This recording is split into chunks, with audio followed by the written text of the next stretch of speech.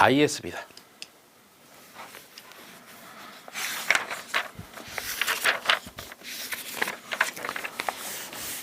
예, 유형서.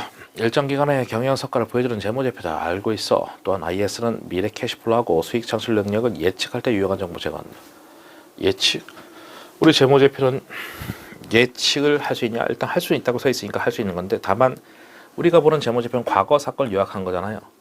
모든 게 다 그렇지. IS든 BS든 다른 재무제표 마찬가지고, 야 근데 어떻게 예측을 하는데 도움을 주고 있냐?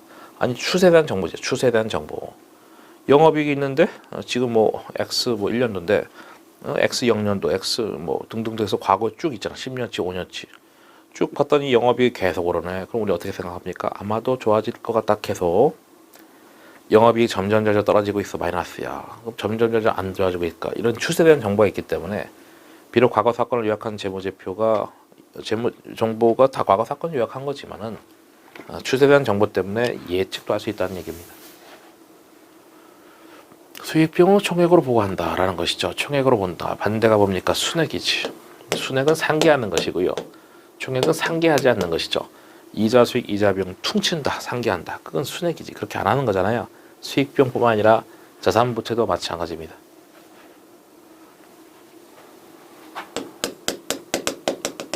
자산과 부채도 맞아. 매출자가 매입 채무 상계? 당연히 안 한다. 이자 수익 이자 비용 상계 안 한다. 그게 원칙이라는 얘기예요. 다만 상계할 수도 있다는 얘기죠. 기준서에 따라서.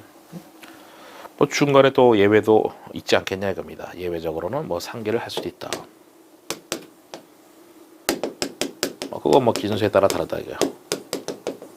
원칙이 중요한 것이고요.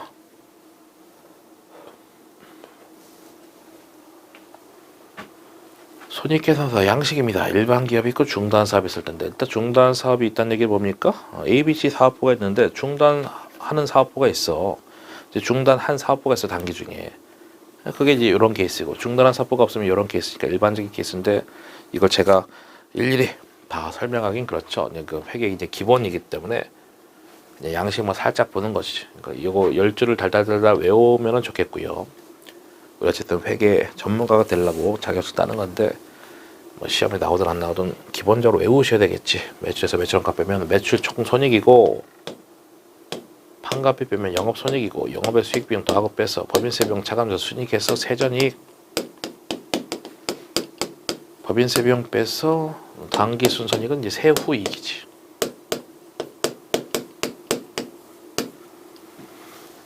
그래서 뭐 간단하게 뭐 필기를 못 하더라도 간단하게 언급을 할게요. 안 하려고 하다가 매출액을 영업수익 이렇게 돼야죠. 말로 간단하게 수익은 딸랑 2개밖에 없습니다. 이야, 그럼 나머지 비용이 8개냐? 이게 10줄인데 아닙니다. 수익 2개, 비용 4개, 이익 4개야. 그래서 전체 10줄이 된 겁니다. 그래서 매출액을 갖다가 영업수익 이렇게 돼야죠. 그럼 영업이라는 게 본업이기 때문에, 야, 본업으로 돈 벌었다는 얘기죠. 이거 본업이 아닌 거로 돈 벌었다. 정말 간단하게. 오케이. 자, 비용 2개를 합쳐서 영업비용합니다. 지금 안 하려고 하다가 지금 하고 있는 것이죠. 이제 비용은 요놈하고 여기하고 여기인데 가장 만만한 것부터 법인세 비용. 저 가장 만만하다 했지만 사실 가장 어려운 거죠. 이건 이제 특수회계 가서 따로 법인세 비용 계산하는 걸 배우기 때문에 굉장히 뭔가 지저분하다. 이게 만약 100억이면은 요거 만약에 20억이고 뭐 단기순이 80억이고 이렇게 해서 뭐 대략적으로 뭐 법인세 비용 한 20%쯤 될 텐데 실무상. 그래서 이런 식의 구조입니다. 세전이익, 세금 떼고 세후익 됐어. 가장 어렵지만은 가장 중에서 낮으니까 걔부터 했고, 야 영업이 본업이래매. 그 본업과 관련된 비용이고, 영업의 비용은 본업할 때 필수가 아닌 비용입니다. 본업할 때 필수가 아닌 비용이고, 다만 본업할 때 필수적인 비용은 매출과 직접적으로 관련된 비용 하면 매출원가, 매출과 직접적으로 관련되어 있는 비용, 매출원가. 그러면 판매비 관리비는 의미 자체는 판매활동 관리 활동이지만 그렇지 않고 실질적인 실질 의미는 영업비용, 영업할 때 필수인데 매출할 때 직접적이지 않은 비용, 그러니까 매출과 직접적이지 않은 비용들, 영업할 때 필수적인 비용인데 매출원가 아닌 나머지 영업비용이다라는 거예요. 판관비가. 그리고 우리가 공부하는 업종은 뭡니까? 유통업이죠. 상기업이다라는 유통업. 그래서 이마트, 백화점, 뭐 홈플러스 이런 업종을 염두에 두고 시험을 보시면 되는 거예요. 아무런 언급이 없어도. 유통업 베이스의 재무회계거든요.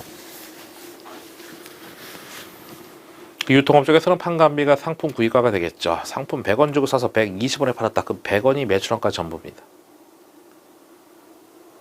그러니까 우리가 알고 있는 영업비용 다 판관비지. 왜? 어차피 상기업으로 시험 보잖아요. 100원에 사서 120원에 팔았어. 매출원가가 상품 구입가가 전부야. 그럼 나머지 영업비용. 그러니까 우리가 알고 있는 영업비용 다 판관비가 되겠지. 뭐 접대비, 뭐 급여, 뭐 퇴직급여 등등등 수십 가지 넘겠죠. 그래서 안 하려다가 지금 쭉쭉쭉 하고 있습니다. 어쨌든 외우셔야 되겠고, 중단 사업 손익이 있으면은요 어디까지가 똑같냐? 여기까지는 똑같지. 여기부터 다르죠. 계속 사업 손익하고 중단 사업 손익인데 둘 다 세후입니다. 야, 우리가 ABC 사업부가 있어. 각각의 단기순이익이 100억이고 200억이고 마이너스 100억이다. 근데 여기 사업을 이제 접은 거야. 단기 중에 중단 사업부죠. 그게 여기 들어간다고요. 나머지 단기순이익 300은 계속 사업순이익이 들어가서 최종적으로 이제 플러스 200이 단기순손익이다. 그럼 왜 이렇게 보여주겠습니까? 이제 중단한 사업부는 이제 앞으로는 향후에 발생 안 할 거니까 이렇게 따로 보여준 거야. 야, 이거 앞으로 발생 안 할 거니까 핵심 정보는 여기 있어. 내년부터는 요 숫자 잘 보면 돼 라는 거죠.